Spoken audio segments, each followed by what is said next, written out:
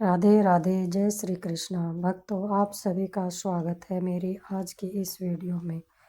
आज की वीडियो में हम माघ मास के महात्म का 7वें अध्याय का श्रवण करेंगे। कल की वीडियो में हमने माघ के 6ठे अध्याय का श्रवण किया, जिसमें हमने यह जाना कि व्यापारी के 2 पुत्र कुंडल और विकुंडल, जो कि गलत आचरण और पापमय कर्मों से दुर्गति को प्राप्त हो जाते हैं और मृत्यु को प्राप्त हो जाते हैं। इसके बाद उन्हें यमदूत ले जा लेते हैं। उसके बाद उनके साथ क्या होता है, आज की कथा में हम श्रवण करेंगे। चलिए आज की कथा शुरू करते हैं। चित्रगुप्त ने उन दोनों के कर्मों की आलोचना करके दूतों से कहा कि बड़े भाई कुंडल को घोर नरक में डालो और दूसरे भाई विकुंडल को स्वर्ग में ले जाओ, जहाँ उत्तम भोग है।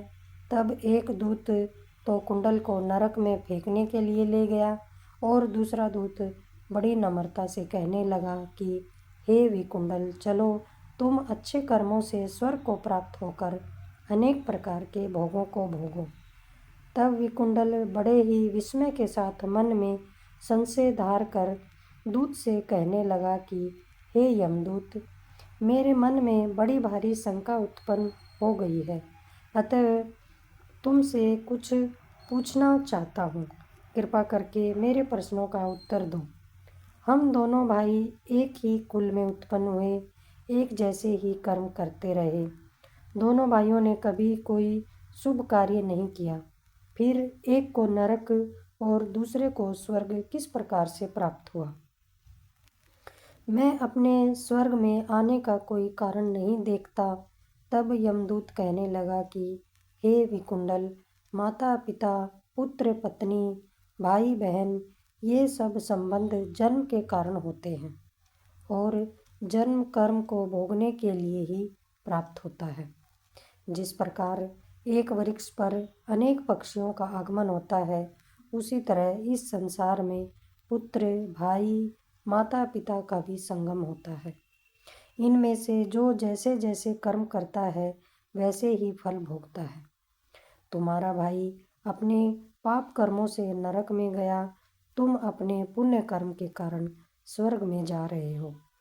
तब विकुंडल ने आश्चर्य से पूछा कि मैंने तो आजन्म कोई धर्म का कार्य नहीं किया, सदैव पापों में ही लगा रहा। मैं अपने पुण्य के कर्म को नहीं जानता।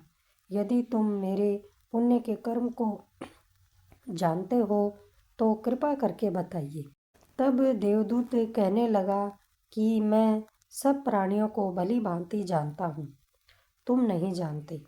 सुनो, हरिमित्र का पुत्र सुमित्र नाम का ब्राह्मण था, जिसका आश्रम यमुना नदी के दक्षिण उत्तर दिशा में था। उसके साथ जंगल में ही तुम्हारी मित्रता हो गई और उसके साथ तुमने 2 बार माघ मास में श्री यमुना जी में स्नान किया। पहली बार स्नान करने से तुम्हारे सब पाप नष्ट हो गए और दूसरी बार स्नान करने से तुमको स्वर्ग प्राप्त हुआ।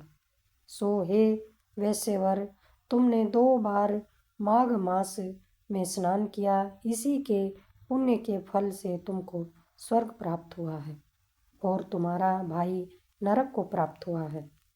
दत्तात्रेय जी कहने लगे कि इस प्रकार वह भाई के दुखों से अति दुखित होकर नम्रतापूर्वक मीठे वचनों से दूतों से कहने लगा कि हे दूतों, सज्जन पुरुषों के साथ 7 पग चलने से मित्रता हो जाती है और यह कल्याणकारी होती है। मित्र, प्रेम की चिंता न करते हुए तुम मुझको इतना बताने की कृपा करो कि कौन से कर्म से मनुष्य यमलोक को प्राप्त नहीं होता, क्योंकि तुम सर्वज्ञ हो। माघ मास के महात्म का 7वां अध्याय समाप्त होता है। राधे राधे।